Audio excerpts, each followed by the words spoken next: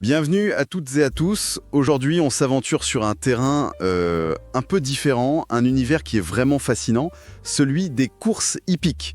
On a devant nous une analyse d'experts signée Bravo Turf pour le prix du Mont Saint-Michel. Ça se court à Deauville, lundi prochain, le 22 décembre. Et l'objectif, attention, c'est pas de donner un tuyau, hein. On va faire un truc beaucoup plus intéressant. On va essayer de rentrer dans la tête de l'analyste. C'est exactement ça. On veut comprendre la logique. Et c'est pas n'importe quelle course, c'est un quintet plus. Donc c'est complexe, c'est très populaire et du coup très étudié. La source qu'on a, ce n'est pas juste une liste de numéros, c'est un vrai raisonnement. Et notre mission, c'est de décortiquer ce raisonnement. C'est une sorte de reverse engineering de la pensée d'un pro, quoi. Voilà, c'est tout à fait ça. Ce qui me frappe tout de suite, c'est que l'analyse, elle ne commence pas par les chevaux. Non, Ça part du lieu. De l'hippodrome de Deauville, on pourrait croire qu'une piste en vaut une autre, mais non, visiblement, c'est le point de départ crucial. c'est le décor. Et c'est le décor qui impose les règles du jeu. À Deauville, en plein hiver, la grande star, c'est la piste en sable fibré, la fameuse PSF. C'est une surface synthétique, ça. Exactement. Et ça change énormément de choses par rapport au gazon. Son principal avantage, c'est sa constance. Qu'il pleuve, qu'il vente, la piste reste en gros la même. D'accord, mais la source insiste sur un détail. On est en décembre, il fait froid. Quel est l'impact du froid sur une piste comme ça? C'est là que l'analyse devient vraiment fine. Le froid, ça a tendance à tasser les fibres, à tasser le sable. Et ça rend la piste plus ferme, moins amortissante. Et ça a une conséquence directe sur le type de cheval qui va performer. Tout à fait. L'analyse est très claire là-dessus. Ça avantage les chevaux qui ont une action rasante, une foulée très fluide, et ce qu'on appelle un gros abattage, donc une grande amplitude. Donc, si je comprends bien, certains chevaux sont déjà désavantagés avant même que la course ne commence? En quelque sorte, oui. Un cheval qui est habitué au gazon très souple, qui demande beaucoup de puissance pour s'extraire du sol, il pourrait être mal à l'aise sur cette surface plus roulante. C'est pas la même biomécanique. C'est le premier filtre, en fait. C'est le tout premier filtre de sélection. D'accord pour la piste. Mais il y a la distance aussi, 2500 mètres. J'imagine que ça n'a rien à voir avec un sprint. Ah non, ça change absolument tout. 2500 mètres, c'est un test d'endurance. C'est un marathon. Le mot-clé ici, c'est la tenue. Un central, j'imagine. C'est un véritable jeu d'échecs, surtout à Deauville où la ligne droite finale est très très longue, ce qui favorise ce qu'on appelle les attentistes. C'est-à-dire? Ce sont les chevaux que les jockeys vont garder bien au chaud, à l'arrière, pour faire le moins d'efforts possible. Le but, c'est de préserver toute l'énergie pour une seule accélération. Une seule, mais dévastatrice, dans les 400 derniers mètres. Le jockey est un gestionnaire d'énergie, en fait. C'est exactement ça. Et il doit gérer autre chose aussi, un défi dont parle la source, le kickback. Le kickback, ça a l'air assez désagréable, rien que le nom. C'est terrible pour le moral d'un cheval. Imaginez courir en vous prenant des projections de sable dans le visage pendant plus de 2 minutes. Ah oui, d'accord. Beaucoup de chevaux n'aiment pas ça du tout et peuvent tout simplement refuser de se battre. Donc un bon jockey doit aussi trouver une trajectoire qui protège son cheval de ça. Ok, le décor est planté. Piste ferme, longue distance, une vraie course de stratège. Il est temps de parler des protagonistes. La source les présente presque comme des personnages, avec des profils très clairs. Oui, et c'est une très bonne manière de rendre l'analyse lisible. On peut commencer par celle que la source appelle la base absolue. Numéro 4, Windflower. Exactement. Elle, c'est la révélation. C'est une jeune pouliche de 3 ans, elle est en pleine bourre, elle reste sur 3 victoires. Et les 3 sur le sable. Donc elle adore cette surface. L'analyse parle d'une aptitude naturelle, c'est presque inné chez elle, sa foulée est parfaite pour ça. Mais attendez, elle a 3 ans. Elle court contre des chevaux plus âgés, plus expérimentés. Ce manque de métier, ce n'est pas un risque?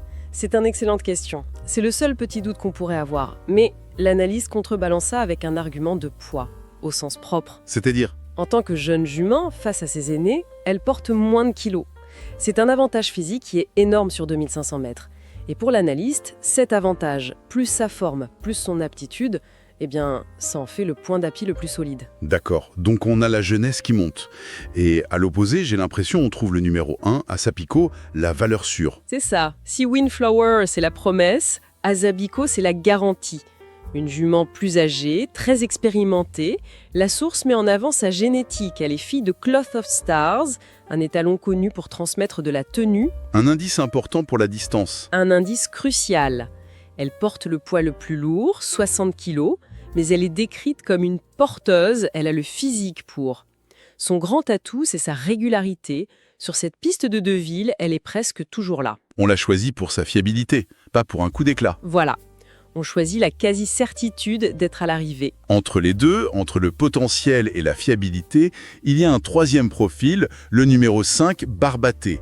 La source dit que c'est le meilleur du lot en valeur pure. Qu'est-ce que ça veut dire, valeur pure? Ça veut dire que si la course se déroulait dans des conditions idéales, sans les aléas du parcours, il gagnerait sans doute.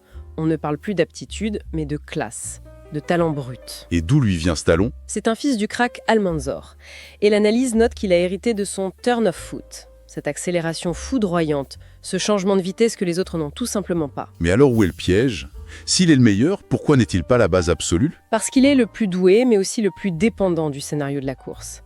Pour placer son accélération, il lui faut un parcours parfait, ne pas être enfermé. S'il se retrouve bloqué dans le peloton au mauvais moment, son arme fatale devient inutile. C'est fascinant, cette tension entre le talent pur et la réalité tactique de la course. C'est tout le sel des courses. Parier sur lui, c'est parier sur la classe, en acceptant un vrai risque tactique. Pour compléter ce quatuor de tête, il y a une énigme. Le numéro 2, Beauregard, présenté comme l'X de la course. Lui, c'est le facteur forme. On ne connaît pas encore ses limites. Il vient de gagner de manière impressionnante avec de la marge, ce qui suggère qu'il est sur la montante. En pleine progression. Exactement. Mais le vrai argument, c'est sa fraîcheur. On est fin décembre, c'est la fin d'une saison longue, éprouvante. Beaucoup de chevaux sont fatigués. Lui, non. Il est en pleine possession de ses moyens. Et ça, c'est un avantage stratégique qui peut être décisif. D'accord, on a nos 4 têtes d'affiche, mais un quintet, c'est beaucoup plus que ça.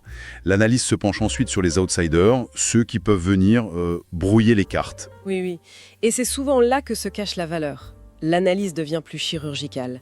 Prenez le numéro 10, Aviasor. C'est le finisseur. Le finisseur? L'attentiste extrême. L'analyse est très claire. Il lui faut un parcours sur mesure. Le jockey doit le cacher le plus longtemps possible pour qu'il place une seule pointe de vitesse. Son atout, c'est que sa valeur handicap est jugée très favorable. En clair, on lui demande de porter un poids peut-être un peu trop faible par rapport à sa vraie qualité. C'est ça. C'est un pari sur un déroulement de course très particulier. Une course avec beaucoup de rythme. Et dans un style complètement différent, il y a le numéro 11, Caléo César, décrit comme un diesel, ça m'évoque quelque chose de lent au démarrage. C'est exactement ça. C'est le genre de cheval qui vous fait hurler « Allez, réveille-toi » pendant la moitié du parcours. Je vois. Il met du temps à trouver son rythme, mais une fois qu'il est lancé, c'est un rouleau compresseur. Il ne lâche jamais rien. Sur 2500 mètres, c'est un profil très intéressant, pas forcément pour gagner, mais pour une place. C'est celui qui vient ramasser les morts dans la ligne droite. C'est l'expression parfaite. Une base solide pour une 4e ou 5e place. Et le coup de poker de la sélection, c'est le numéro 7, Boetti. Il est décrit comme irrégulier, ce qui n'est pas très rassurant d'habitude. C'est un pari contre-intuitif. Justement, son irrégularité va faire que beaucoup de gens vont l'écarter. Mais la source note 2 choses. Ses meilleures courses, c'est sur le sable.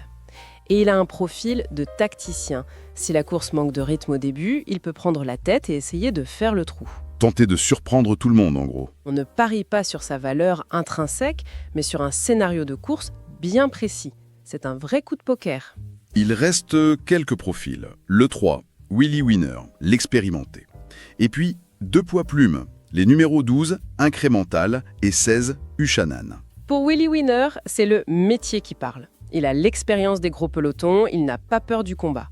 Pour les 2 autres, Incrémental et Uchanan, l'avantage est purement mathématique. Le poids? Le poids.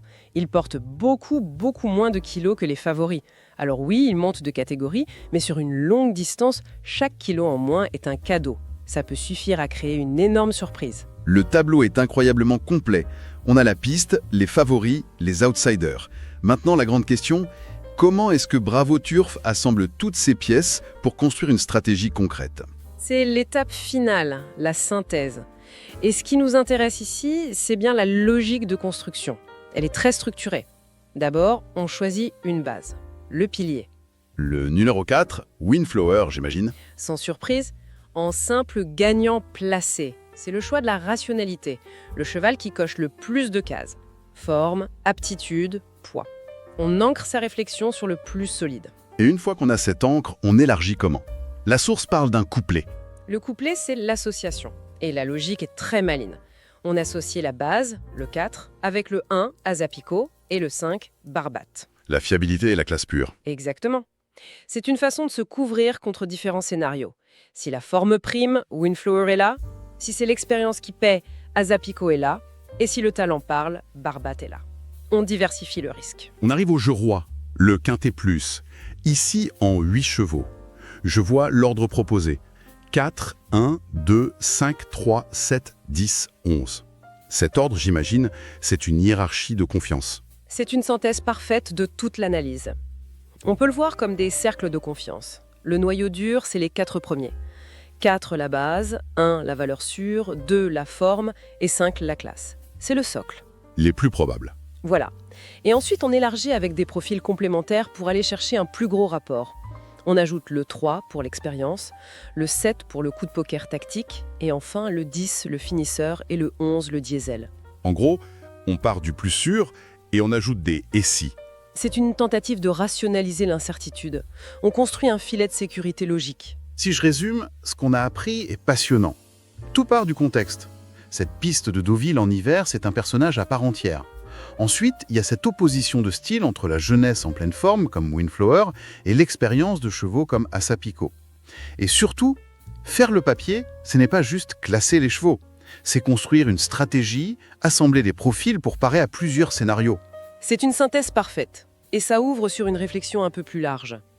Cette analyse, elle est hyper rationnelle. Elle est basée sur des données observables, les chronos, la génétique, le poids, le terrain. C'est une approche presque scientifique. Et pourtant, on le sait bien, ça ne se passe jamais exactement comme prévu. Et c'est là qu'est toute la magie. Une course, ça reste un événement vivant. L'humeur d'un cheval le matin, une décision d'un jockey en une fraction de seconde, un mauvais parcours, tout ça, c'est imprévisible. Et ça peut rendre la plus belle des analyses complètement caduque. Exactement. Ce qui nous amène à une question de fond, finalement. Jusqu'où est-ce qu'une préparation aussi méticuleuse peut réellement maîtriser le hasard ? Est-ce que cet exercice, faire le papier, est un véritable outil de prédiction ou est-ce que c'est avant tout une méthode formidable pour structurer sa pensée, pour donner un cadre logique à un événement qui reste, fondamentalement, un magnifique chaos ?